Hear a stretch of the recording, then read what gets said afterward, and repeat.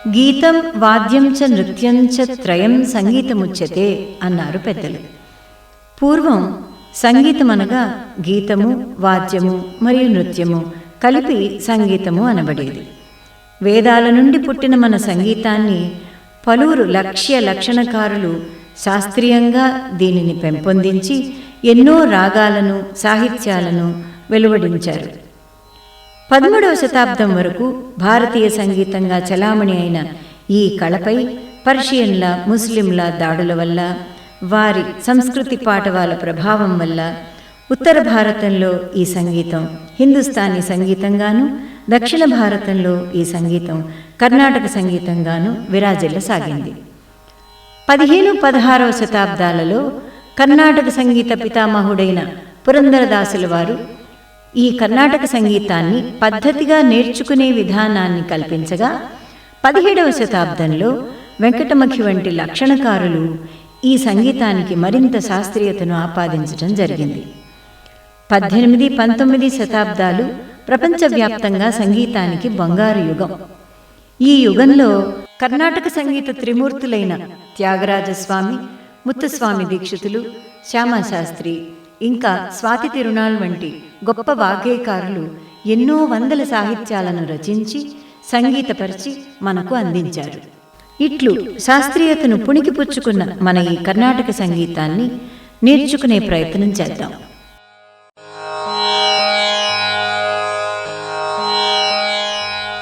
నమస్తే టీచర్. నమస్తే, బాగున్నారా? బాగున్నాం టీచర్. ఇవాళ మన సంగీత తరగతిలో మనం కర్ణాటక సంగీతం అనే దాని గురించి తెలుసుకుందాం. మీకు ఇంతకుముందు తెలుసు, భారతదేశంలో సంగీతం 2 విధాలుగా ఉండేదని. ఇందులో ఉత్తర భారతదేశ సంగీతానికి ఒక పేరుంది. దృషిక, నువ్వు చెప్పగలవా? హిందుస్థానీ సంగీతం. కరెక్ట్, హిందుస్థానీ సంగీతం అంటారు. అలాగే దక్షిణాది సంగీతాన్ని కర్ణాటక సంగీతం. అమృత ఏమందమ్మా? కర్ణాటక సంగీతం అని చెప్పారు. ఒకసారి మళ్ళీ ఈ 2 పేర్లు చెప్పండి. ఉత్తర భారతదేశ సంగీతం పేరు హిందుస్థానీ సంగీతం, దక్షిణ భారతదేశ సంగీతం పేరు కర్ణాటక సంగీతము. ఈ దక్షిణ భారతదేశంలో ఉన్న రాష్ట్రాలని కర్ణాటక సామ్రాజ్యం అని పిలిచేవారు. అందుకని దీనికి కర్ణాటక సంగీతం అనే పేరు వచ్చిందని చెప్తారు.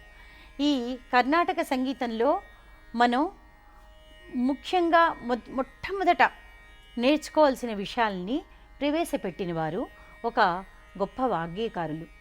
ఈయన కర్ణాటక అనే పేరుంది కదా, కర్ణాటక దేశంలో ఉండే పురందరదాసుల వారు.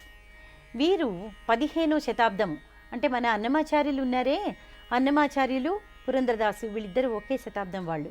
అదే శతాబ్దంలో పురందరదాసుల వారు ఈ ఫండమెంటల్ ఎక్సర్సైజెస్, అంటే మనం ప్రథమ అభ్యాసం, మొట్టమొదట నేర్చుకునే ఏవైనా ఎక్సర్సైజెస్ ఉన్నాయో అవన్నీ కూడా మనకి ఆయన ప్రవేశపెట్టినవారు. అందుకని ఆయన్ని ఏమని పిలిచారు తెలుసా? కర్ణాటక సంగీత పితామహ అన్నారు. పితామహుడు అంటే ఎవరు? తాతయ్య, తండ్రి వైపు తాతని పితామహ, మాతామహ అంటే తల్లి వైపు తాత. సో కర్ణాటక సంగీతానికి మనకి పితామహుడు లాంటి వారు కాబట్టి అది ఆయనకి బిరుదు ఇచ్చారు. సో పురందరదాసుల వారి బిరుదు ఏమిటని అడిగితే ఏం చెప్పాలమ్మా? కర్ణాటక సంగీత పితామహులు. కర్ణాటక సంగీత పితామహుడు ఎవరు? పురందరదాస. అది. వీరు ఏ శతాబ్దం వారమ్మా? 15వ శతాబ్దం. కరెక్ట్.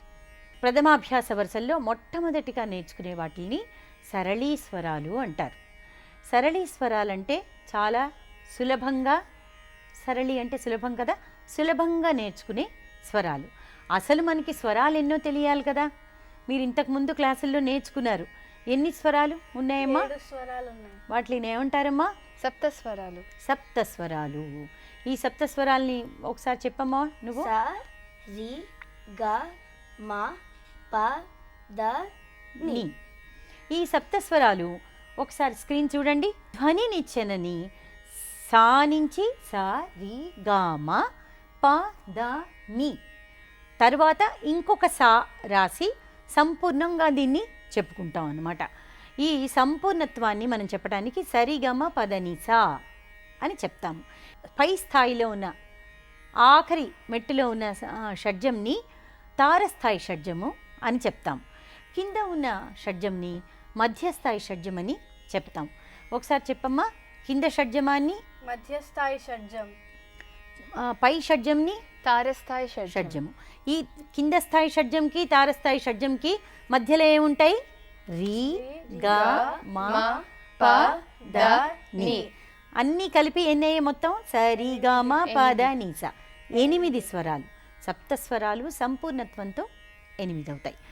ఇప్పుడు ఈ స్వరాల్ని మనం పాడి చూపించాలంటే ఎలా పాడాలి? అసలు సంగీతం చాలా బాగున్న సంగీతంలో మనకి ఏం వినిపిస్తుంది సంగీతంలో చెప్పండి?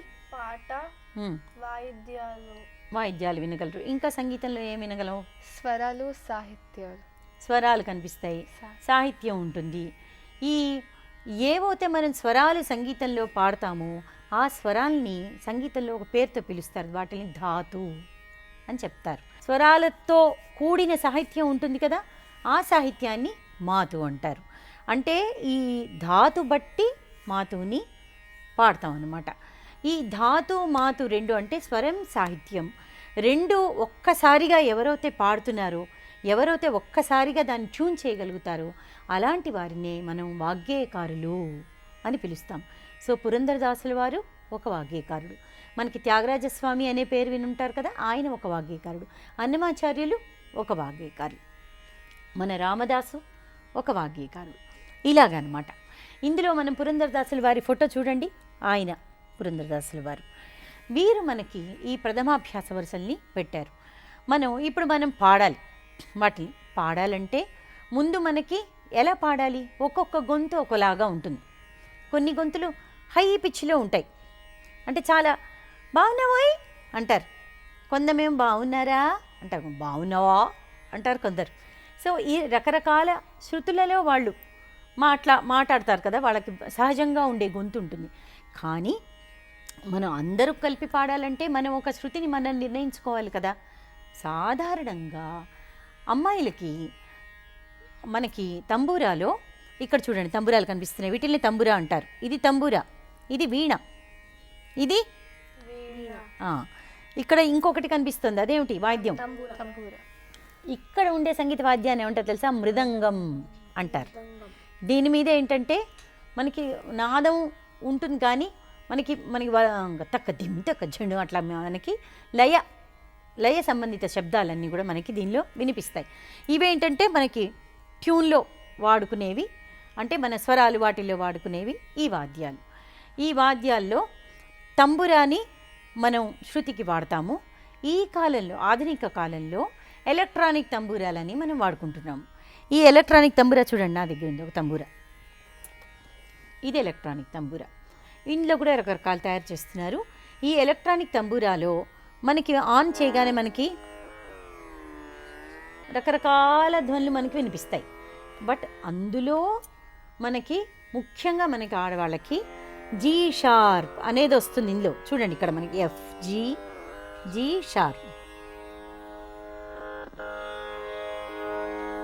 ఈ శృతిలో సాధారణంగా ఆడవాళ్ళు పాడతాం. ఈ జీ షార్ప్ శృతిని ఒక్కసారి వినండి జాగ్రత్తగాను. దీనినే మనం 5:30 అని కూడా చెప్తాం. ఎలా అంటే సి నుంచి మొదలవుతుంది వాళ్ళకి, సిడిఈఎఫ్జి, అందుకని దీన్ని జీ షార్ప్ అంటాం. ఒకసారి ఇది విని దీనిలో మనం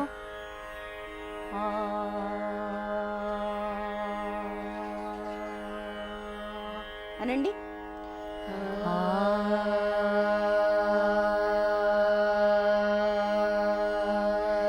గుడ్. ఇలాగా మనం దీన్ని సా ఇన్స్టెడ్ ఆఫ్ ఆ, మనం అంటే ఆ బదులు సా అనండి.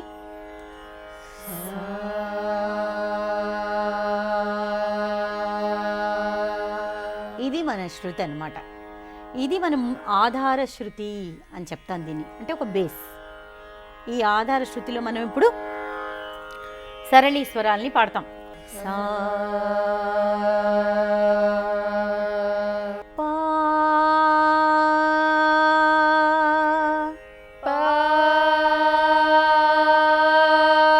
సా సా పా పా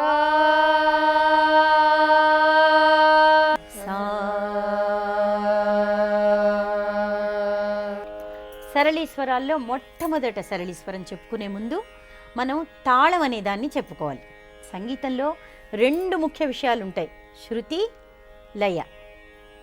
శృతి అనేది చాలా సూక్ష్మమైన ధ్వని. ఇప్పుడు ఇది సా అనేది ఉంది కదా, సా చిన్నగా పెంచి పాడుతున్నా నేను, మీరు గమనించారా? అది అంటే కొంచెం కొంచెం హై ధ్వని సూక్ష్మంగా పెరుగుతూ ఉంటుంది. ఇలాంటివి ఎన్నెన్నో ఉంటాయి కదా. ఇప్పుడు సా ఆ అనే ఇంకో ధ్వని ఉంది, దాన్ని రీ, సా కంటే సా, ఆ కొంచెం పెంచాను, రీ సా, ఇలా దాన్ని లాక్కెళ్ళాను అనుకోండి, ట్యూ అని. దానిలో మీకు ఎన్ని ధ్వనులు వస్తున్నాయి లోపల, చాలా ఉంటాయి. మన చెవి ఎంత వినగలితే వాటిని శృతులు అంటాం. ఈ శృతులు అన్నీ కొన్ని కలయికగా మనకి స్వరాలు అనేవి, అవి స్వరాల్ని మనం బాగా వినగలం. చెవికి దాని పేరులోనే స్వరము. శృతి అనేది శురువు మించి వచ్చింది, వినగలిగిన సూక్ష్మధ్వని. స్వరము అనేది స్వకీయ రంజయతే అని చెప్తారు, అంటే స్వయంగా అది వినడానికి చాలా బాగుంటుంది. ఆ సునాదంగా ఉండే ధ్వని అన్నమాట. దానిని మనం స్వరము అని చెప్తాం. ఇప్పుడు మనం సా అనండి, మళ్ళీ ఒకసారి మనం స్వరాలు పాడదాం. సా రీ, రిషభం, గా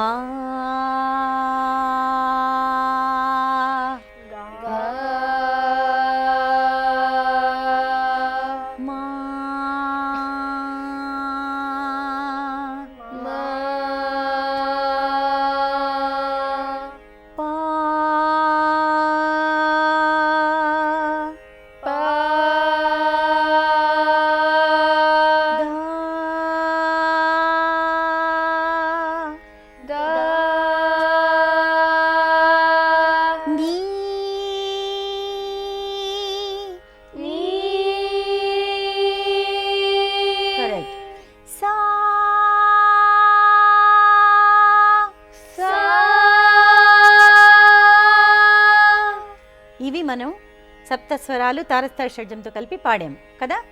ఇప్పుడు ముగ్గురిని కలిపి పాడమన్నాను అనుకోండి, మీ ముగ్గురు పాడాలంటే ఒకళ్ళు సారీ అంటే ఒకళ్ళు సా రీ అనొచ్చు. అందరినీ కలపాలంటే మనం ఒక లయ అంటే ఒక టైంలో మనం పాడాలి కదా. ఆ టైంలో పాడటానికే సంగీతంలో తాళము అనేది పుట్టింది. తాళం అనేది ఆ లయ అంటే మీకు చెప్తున్నాగా స్వరంకి మధ్య ఉండే ఆ టైం. సో యాక్చువల్గా లయని అనే దాన్ని ఎలా చెప్తారంటే, ఈ సంగీతాన్ని మనం ఇలా బీట్స్తో చూపిస్తాం.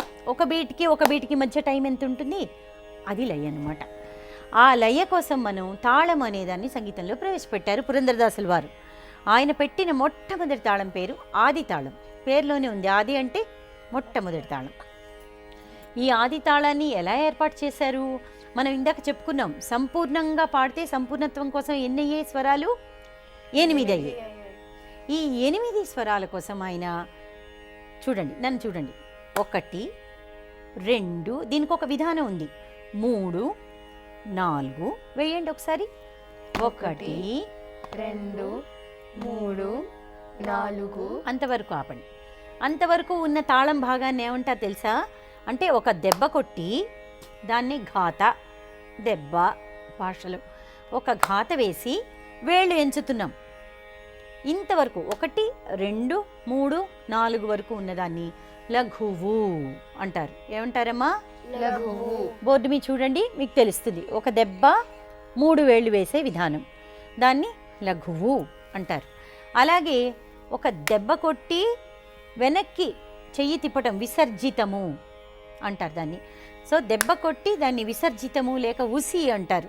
దాన్ని వేస్తే దాన్ని ధృతము అని చెప్తారు. చెప్పండి, ధృతము. చెప్పమ్మా అమృత. ధృతము. సో ఇలాంటి 2 ధృతాలు వేసామనుకోండి, 1 2 3 4. మొదటతో లెక్క పెట్టండి మొత్తం, 1 2 3 4. ఇప్పుడు ధృతం 5 6 7 8. ఇదే ఆదితాళం. సో ఆదితాళం అంటే ఒక లఘువు ప్లస్ 2 ధృతాలు. ఇక్కడ మన బోర్డు మీద చూస్తే మనకు తెలుస్తుంది, మీకు స్క్రీన్ మీద. ఆదితాళంలో ఒక లఘువు 2 ధృతాలు ఉంటాయి. లఘువుకి 4 వీటిని బీట్స్ లేకపోతే క్రియలు అంటారు. లఘువుకి 4 క్రియలు ఉంటాయి. 4 క్రియలు ఉంటే అలాంటి లఘువుకి మళ్ళీ ఇంకో పేరు పెట్టారు, చతురస్ర జాతి లఘువు అని. ఇప్పుడు ప్రస్తుతానికి అది గుర్తుపెట్టుకోండి చాలు. ఆది తాళంలో ఒక చతురస్ర జాతి లఘువు 2 ధృతాలు ఉంటాయి.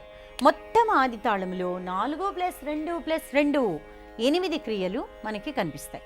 ఇప్పుడు ఆది తాళం అనేది బాగా తెలిసింది కదా. ఈ ఆది తాళంలో అందరూ కలిపి పాడితే మనకి లయలో, కరెక్ట్ అయిన లయలో మనకి సరళీస్వరాలు పాడగలుగుతాం. అప్పుడు మనం ఏమిటి, దానిలో కూడా ఒక విధానం ఉంది.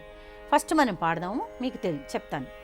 సారీ గామా సారీ గామా పాదా నీ సా పాదా నీ సా.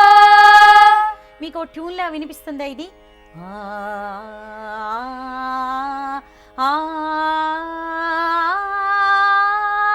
అనే ఒక ట్యూన్.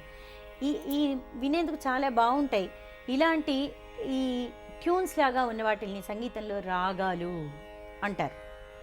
పురందరదాసుల వారు ఒక రాగం తీసుకుని, ఆ రాగం పేరే మాయా మాళవ గౌళ. ఆ రాగాన్ని సరిగమలకి పెట్టారు ఆయన.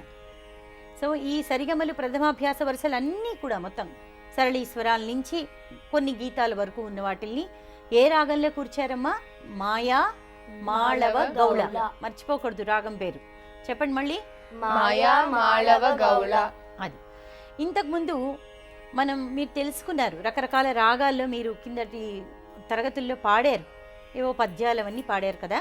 ఆ రాగాలన్నీ కూడా సంగీతంలో రకరకాలుగా ఉంటాయి. ఈ రాగాలు అనేవి ఈ సప్తస్వరాల్లో 7 స్వరాలు మనం పాడుతున్నాం. ఇంకా ఈ సప్తస్వరాలు అంటే సా సా వరకు ఉన్నదాన్ని స్థాయి అంటాం కదా. ఈ ఒక స్థాయిలో మనం ఇంకా 5 నోట్స్ అంటే 7 + 5 మొత్తం 12 స్వరాల్ని మనం చూపించవచ్చు అన్నమాట. మీకు ముందు ముందు క్లాసుల్లో తెలుస్తాయి. ఈ 12 స్వరాలతో మనకి కర్ణాటక సంగీతంలో ముఖ్యంగా ఏర్పడే రాగాలు, వాటిల్ని మేళకర్తలు అంటారు. ఈ మేళకర్తలు అనేవి 72 ఉంటాయి. ఇది గుర్తుపెట్టుకోవాలి. కర్ణాటక సంగీతం ముఖ్యమైన పునాది లాంటి మేళకర్తలు 72. అందులో మాయమాళవ గౌళ ఎన్నో నెంబర్ తెలుసా? 15. మాయా మాళవ గౌళ ఎన్నో మేళకర్త అని అడిగితే ఎన్నో నెంబర్ చెప్పాలి? 15. ఇప్పుడు మనం మొదటి సరళీస్వరం పాడదాము. క్రియకి ఒక సా రి, అలా క్రియకి ఒక్కొక్క స్వరం చొప్పున. సా, నాతో కలపండి. సారీ గామా పాదా నీ సా సా నీ దా పా మా గా రి సా. చక్కగా శృతి చేర్చుకుంటూ దాని మీద దృష్టి పెట్టి శృతి వింటూ మనం పాడాలి. స్వరస్థానాలు అవి అటు ఇటు తేడా వచ్చినా రాగం మారిపోతుంది, గమనించుకుంటూ. ఇప్పుడు సన్నిధప మగరిస కూడా పూర్తిగా పాడాం కదా. అంటే పైకి వెళ్ళాము, మళ్ళీ కిందకు వచ్చింది నిచ్చెన. దీన్ని పైకి వెళ్తుంటే దాన్ని ఏమంటారు? ఆరోహణ, ఎక్కడం. కిందకు వస్తే దాన్ని అవరోహణ. సో ప్రతి రాగంలో మనం ఒక ఆరోహణ ఒక అవరోహణ చూపించవచ్చు. మాయమాళవ గౌళ ఆరోహణ అవరోహణ అంటే సరిగమ పదనిస సన్నిధప మగరిస, బట్ మనం పాడిన స్వరాల్లో పాడాలి. సరేనా? ఒకసారి మళ్ళీ పాడదామా? సారీ గామా పాదా నీ సా సా నీ దా పా మా గా రి సా. నోరు తెరిచి పాడాలమ్మా. సా పా దా గా మా సప్త స్వరాల్లో 5 స్వరాలు అకారాంతం ఆ, రీ, నీ ఈకారాంతం ఈ, అది కూడా చక్క ప్రొనౌన్స్ చేయాలి. మన ఉచ్చారణతో సగం బాగుంటుంది సంగీతం, అవునా? సో ఉచ్చారణ గమనించుకుని పాడండి. ఇప్పుడు మనం నెక్స్ట్ స్టెప్కి పెడుతున్నాం. ఏమిటి? మొదటి సరళి స్వరంలో క్రియకి ఒక స్వరం పాడాం, ఇప్పుడు క్రియకి 2 స్వరాలు పాడాలి. అంటే ఎలా? సరి గమ పద నీస. మొట్టమొదట ఎలా మొదలు పెట్టాం? Sorry gamma. ఈ ఏ టైంతో పాడామో ఆ టైంలోనే 2 పాడాలి. సారీ గామా సరి గామా. అర్థమవుతుందా? ఒకసారి మళ్ళీ నాతో మొదటి కాలం పాడి, దాన్ని మొదటి కాలం అంటాం. ఇప్పుడు క్రియకి 2 అక్షరాలు పాడుతుంటే దాన్ని రెండో కాలం అంటాం. క్రియకి 4 అక్షరాలు పాడితే దాన్ని మూడవ కాలం అంటాం. సంగీతంలో 3 కాలాలు ముఖ్యంగా పాడతాం. ప్రథమ కాలం, ద్వితీయ కాలం, తృతీయ కాలం. మామూలుగా చెప్పుకుంటే మొదటి కాలం, రెండో కాలం, మూడో కాలం. ఇప్పుడు 3 కాలాలు నాతో మీరు కలిపి పాడండి అమ్మా. సారీ గామా పద నీసా సా ని ద ప మా గ రి సా సరి గ మ పద నీసా సా ని ద ప మా గ రి సా. మళ్ళీ సరి గ మ పద ని సా సా ని ద ప మా గ రి. మూడవ కాలం. సరి గ మ పద ని సా సా ని ద ప మ గ రి సా సరి గ మ పద ని సా సా ని ద ప మ గ రి సా. 2 సార్లు పాడితే కానీ మనకి తాళం పూర్తి అవ్వలేదు కదా. ఒక తాళం పూర్తి అవ్వటానికి ఒక పేరుంది, ఆవర్తము అంటారు. ఒక ఆవర్తంలో మనకి మొదటి సరళి స్వరం 2 సార్లు పాడితే కానీ మనకి పూర్తి కాదు. ఒకసారి మళ్ళీ మూడో కాలం పాడతారా? సరి గ మ పద ని సా సా ని ద ప మ గ రి సా సరి గ మ పద ని సా సా ని ద ప మ గ రి సా. అర్థమైందమ్మా? ఇలా మనం మొదటి సరళి స్వరం చెప్పుకున్నాం. ఇలా ఈ స్వరాలు రకరకాలుగా మనం చెయ్యొచ్చు. ఇప్పుడు సరిగమ అనేది ఉందనుకోండి, సరిగమ, సగరిమ, మగరిసా, సమగరి, రకరకాల కాంబినేషన్స్ చేయొచ్చు కదా మనం. వాటి ప్రస్తారాలు అంటారు. తర్వాత సరిగమ పద, సరిగమ పా ఆ. పద అనకుండా పా ఆ, పాకి దీర్ఘం పెట్టామనుకోండి అది 2 అక్షరాలు అవుతుంది. అలాగా మనం పురంధరదాసుల వారు రకరకాల సరళి స్వరాలను తయారు చేశారు. ఇవాళ మనం వాటిలో ఇంకొక 2 సరళి స్వరాలు నేర్చుకుందాం. పద్ధతి తెలిస్తే మీరు మీ స్వయంగా మీరు ఎన్నెన్నో స్వరాలని మీరే తయారు చేసుకోవచ్చు. తయారు చేసుకుని మీ టీచర్లకు చూపించి ఈ విధంగా పాడచ్చా అని కూడా మీరు అడగచ్చు. ఇప్పుడు మనం 2వ సరళి స్వరాన్ని పాడదాము. ఒకసారి స్క్రీన్ మీద చూడండి. 2వ సరళి స్వరం రాసింది సరిగమ పా, దీర్ఘం ఉంది, పా పా. దీర్ఘం ఉన్నప్పుడు దాన్ని 2 అక్షరాల్లాగా పలకాలి. సా రి గ మ పా ఆ పా ఆ. టైమింగ్లో పాడినప్పుడు అది మనం తాళంతో పాడితే సా రి గ మ అనండి. సరి గ మ పా పా పా పా. రెండో లైన్ చూడండి అమ్మా. సరిగమ పదనిసా, సరిగమ పా పా కదా. అంటే పా వరకు వెళ్ళి దీర్ఘం వచ్చింది. రెండో లైన్ సరిగమ పదనిసా. రెండో లైన్ పాడండి. సరి గమ పద నీసా. మూడో లైన్ ఎలా ఉంది? వెళ్ళేటప్పుడు సరి గమ పా, 5వ మెట్టు దగ్గర దీర్ఘం పెట్టాం. అంటే ఆరోహణ క్రమంలో 5వ మెట్టు దగ్గర దీర్ఘం ఉంది. సో మీరు అవరోహణలాగా ఉంటుంది మూడో లైను. సా ని ద ప మా, అక్కడ ఆగిపోయింది. మీరు ఆ సీక్వెన్స్ గుర్తు పెట్టుకుంటే కనుక మొదటి లైన్ బట్టి మూడో లైన్ అవరోహణ క్రమం మనకు తెలిసిపోతుంది అనమాట. సా నీ దా ప మా ఆ మా ఆ. ఈ పా ఎలా ఉందో అలా మా దీర్ఘం. పాడతాను నేను, పాడాక మీరు వెనకాల పాడండి. సా నీ దా పా సా నీ దా ప మా మా మా. రెండు అక్షరాలకి టైం. సా నీ దా పా సా నీ దా ప మా గా రీ సా. మా గ రి స. తేలిగ్గా ఉందా? తేలిగ్గా ఉంది కాబట్టి సరళి స్వరం దీని పేరు. ఇప్పుడు మళ్ళీ రెండో స్వరం పాడదామా? మొదటి కాలం పాడుతున్నాం. సరి గా మా పా పా. చూడండమ్మా, తాళం కుడి తొడ మీద చక్కగా హస్తం చక్కగా పెట్టి నేను మీకు కనిపించాలని చేతిలో చేయి వేసి వేస్తున్నాను. మనం కూర్చున్నప్పుడు పద్మాసనంలో కూర్చుని కుడి చేత్తో మోకాల నుంచి 2 అంగుళాల దూరంలో చేయి పెట్టి, మోకాల మీద వేయకూడదు, వెనకాల ఎక్కడో వేయకూడదు. 2 అంగుళాల్లో చక్కగా చూడటానికి అందంగా ఉండాలి, మరీ వెనక్కి పెట్టుకోకూడదు. అలా వేయాలి. నేను వేస్తున్నాను కదా, నన్ను చూడండి, తెలుస్తుంది. చూస్తూ పాడండి. పాడదాం. సరి గా మా పా పా. ఎడం చేయి కూడా చక్కగా పెట్టుకోవాలి అలాగా. ఇట్లా కాలు వైపు.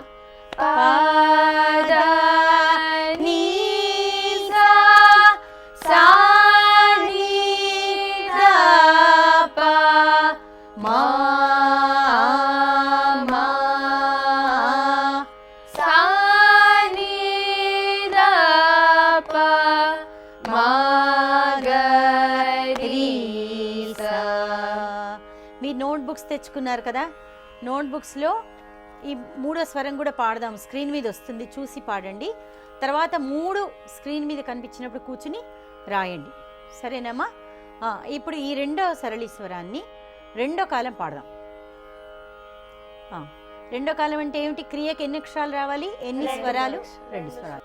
సరి గా మా.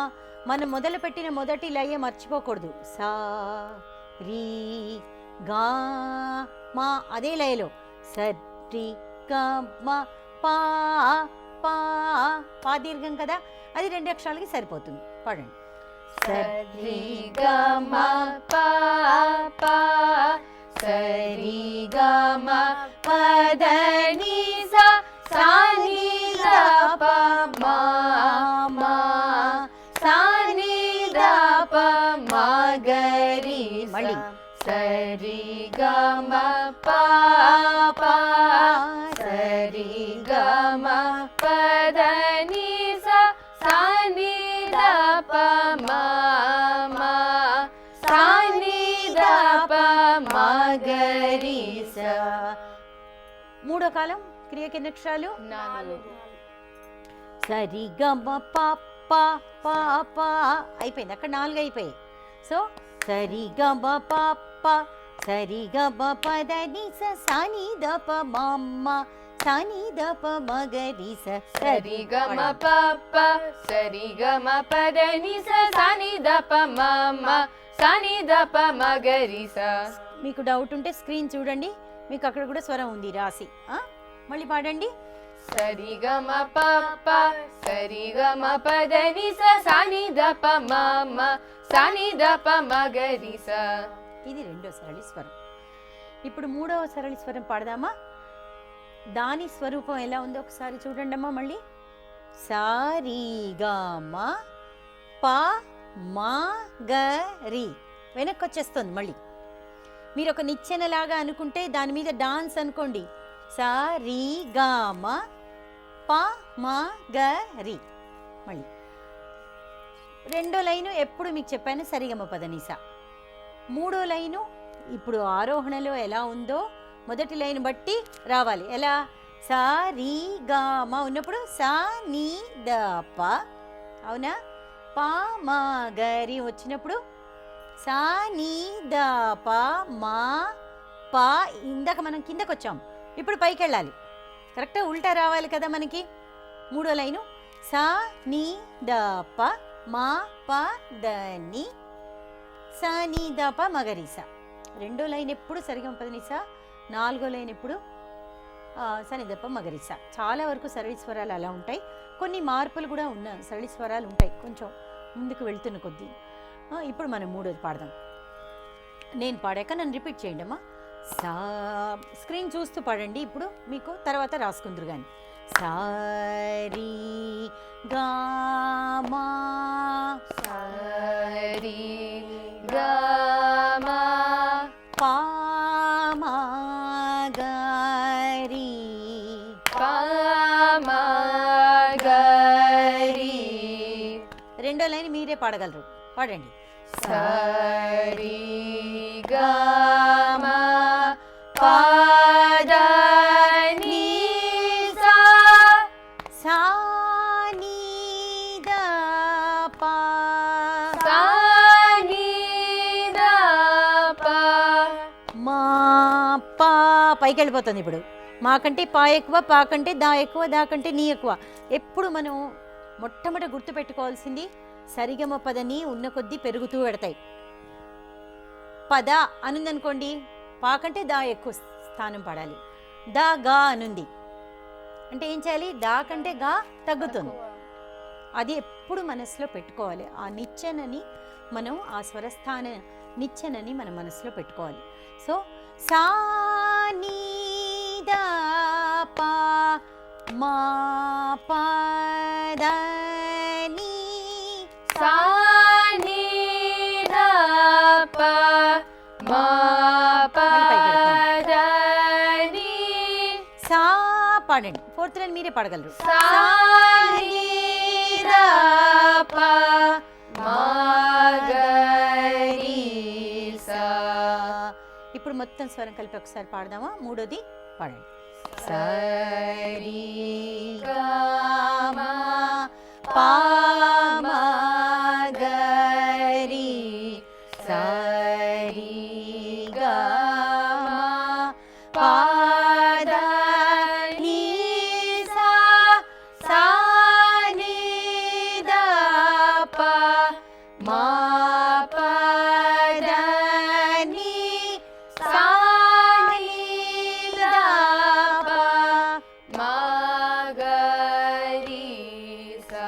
రెండో కాలం సరి గా మా పా మా గరి సరి శరణ్య. గా మా పద ని సా సా ని ద ప మా పద ని సా ని ద ప మా గరి మళ్ళీ సా. సరి గా మా పా మా గరి సరి గా మా పద ని సా సా ని ద ప మా పద ని సా ని ద ప మా గరి సా. మూడో కాలం సరి గా మా పా మా గరి సరి గ మ పద ని స సా ని ద ప మ పద ని సా ని ద ప మ గరి స. సరి గా మా పా మా గరి సరి గ మ పద ని స సా ని ద ప మ పద ని సా ని ద ప మ గరి స. మీకు ఇప్పుడు మూడు సరళి స్వరాలు బాగా పాడటం వచ్చేసింది కదా. ఇవి మూడు కాలాల్లో బాగా సాధన చేసి మళ్ళీ నట్టకుండా బట్టి వచ్చేసేయాలి. అలా పాడాలి తర్వాత క్లాస్లో. ఈ మూడు సరళి స్వరాలు లాగానే ఇంకా ఎన్నో సరళి స్వరాలు మనం పాడుకోవచ్చు. ఇవి మీరు ఆలోచించి, ఇప్పుడు నేను ఒకటి చెప్తాను ఉదాహరణకి. సరిగమ పదని, నీకు దీర్ఘం పెట్టా. సరిగమ పదని సరిగమ పదని స సనిదప మగరి సనిదప మగరి స. సరిగా సరిగా సరి సరిగమ 8 వస్తాయి కదా తాళానికి. సరిగా సరిగా సరి సరిగమ పదని స సనిద సనిద సని సనిదప మగరి స. ఇలా మనం రకరకాలుగా సరళి స్వరాల్ని మనం కూర్చుకోవచ్చు. మీరు కూడా ఆలోచించి ఇలా కొత్త కొత్త సరళి స్వరాల్ని మీరు ఆలోచించండి, రాసేందుకు ప్రయత్నం చేయండి. ఇప్పుడు మనం ఈ 3 సరళి స్వరాలని ఆపకుండా మొదటి కాలం, రెండో కాలం, మూడో కాలం వాద్యాలతో కలిపి పాడదాం. అప్పుడు ఇంకా బాగుంటుంది కదా. పాడదామా? స్టార్ట్.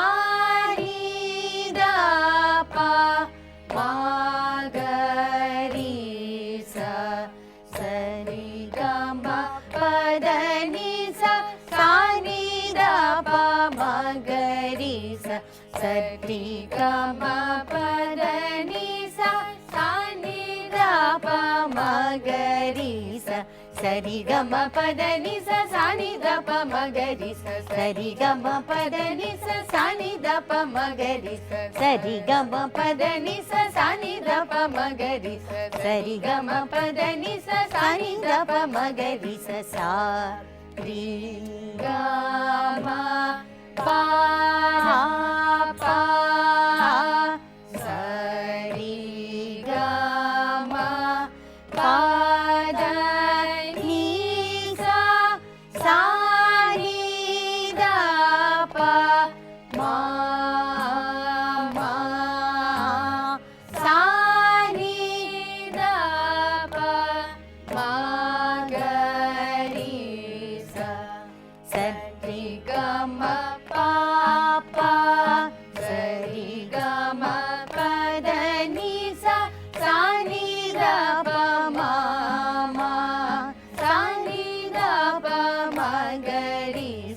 సరి గమ పాప సరి గమ పదని సాని దప మమ సాని దప మగరి సరి గమ పాప సరి గమ పదని సాని దప మమ సాని దప మగరి సారి గమ పా మగరి సరి గమ పా